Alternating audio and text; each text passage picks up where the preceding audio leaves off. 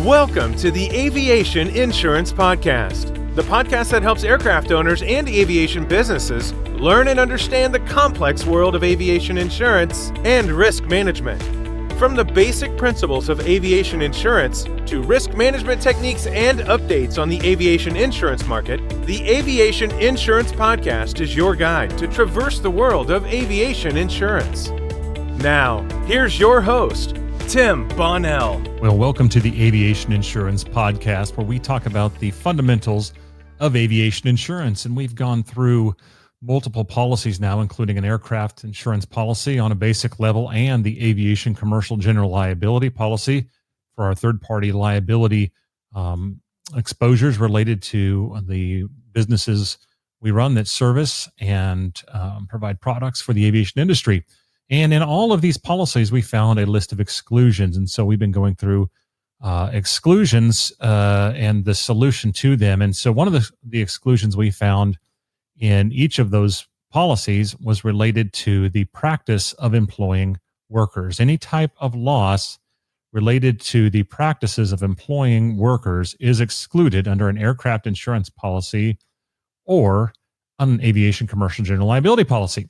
And we talked about the reason a lot of those exclusions exist is because that exposure is designed to be better covered elsewhere. And so today we're going to talk about employment practices liability insurance, which is designed to cover that exposure. According to the Insurance Risk Management Institute, the employment practices liability insurance, also known as short EPLI, is a type of liability insurance covering wrongful acts arising from the employment process. And so frequent type of claims that are paid under an EPLI policy are sexual harassment, discrimination, wrongful termination, and retaliation, in addition to other losses related to inappropriate workplace conduct, according to IRMI, including but not limited to employment-related defamation, invasion of privacy, failure to promote, deprivation of a career opportunity, and negligent evaluation. So, who do these policies cover? These policies cover the directors and officers of the organization, the management personnel, and the employees as insureds. Those are who it protects from these type of losses. The one exclusion typically is intentional acts. If you did something intentional, that is not going to be protected under the EPLI insurance policy, and so coverage would not be found. In addition, there are a few differences to the EPLI policy form compared to what we've talked about in an aircraft or commercial general liability form, and the fact that it is a claims-made policy. We talked about the aircraft and CGL are occurrence-based, meaning the policy responds when the occurrence is. So if we had an occurrence in this policy period and it's the next year and the claim is filed, this policy covers it. Well, on the EPLI, you have to file the claim within the policy period. Okay, there's only coverage for this exposure during the time the policy is in place. That's why we call it a claims-made policy. Also, on our aviation, CGL, and aircraft policies, we had the limits of liability, the duty to defend, were outside of the liability limit. So we have a liability limit and separately the legal costs.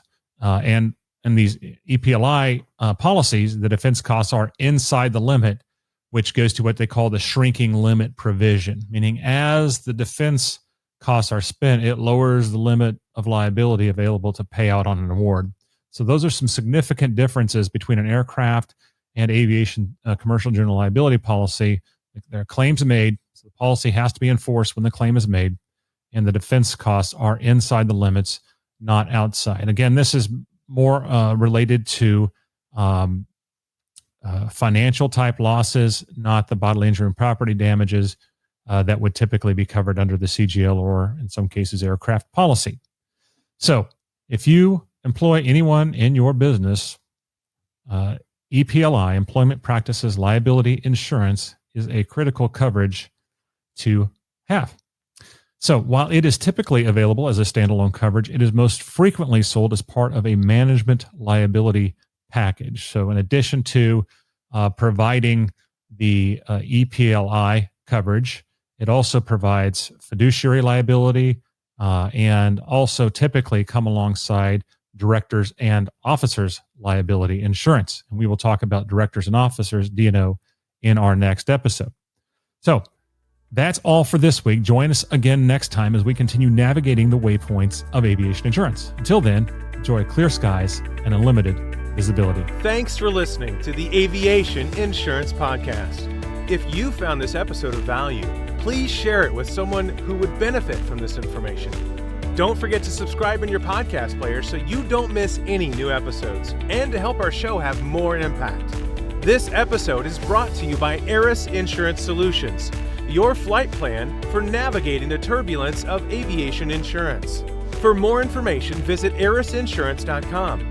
That is www.aerisinsurance.com. Disclaimer: these episodes are for educational purposes only, and due to the changing regulatory and legal nature of the business, some information may change over time. Having a well-educated and experienced aviation insurance broker on your team is an absolute requirement to success in business and for managing your aircraft and aviation business risks.